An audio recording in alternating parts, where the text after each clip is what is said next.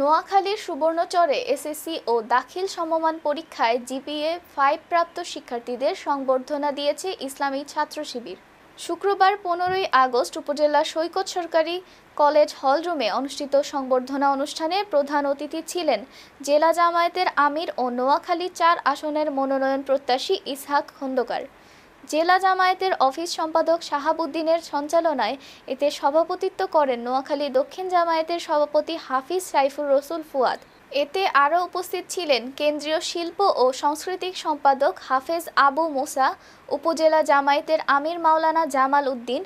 জেলা দক্ষিণ ছাত্র শিবিরের সাবেক সভাপতি ডাক্তার মিরাজুল ইসলাম, হেদায়েত উল্লাহ মাসুদ, মাওলানা আহসান উল্লাহ, উপজেলা ছাত্র শিবির সভাপতি আবিদ হাসান মিলন সহ অভিভাবক, শিক্ষার্থী ও বিভিন্ন রাজনৈতিক দলের নেতৃবৃন্দ। করছি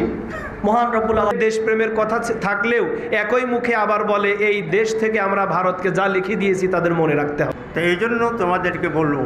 যে তোমরা যারা, বিশেষ করে আমি মাদ্রাসা ছাত্রদেরকে বলছি, যে নিয়মানুবর্তিতা সেটা যথাযথভাবে আমরা ব্যবহার না করার কারণে আজকে আমরা সুন্দরভাবে পড়ালেখা করবেন, সামনের দিকে সামনে যে পরীক্ষা ৭২-এর মতো ৭০ থেকে দীর্ঘদিনের শ্রম আমাদের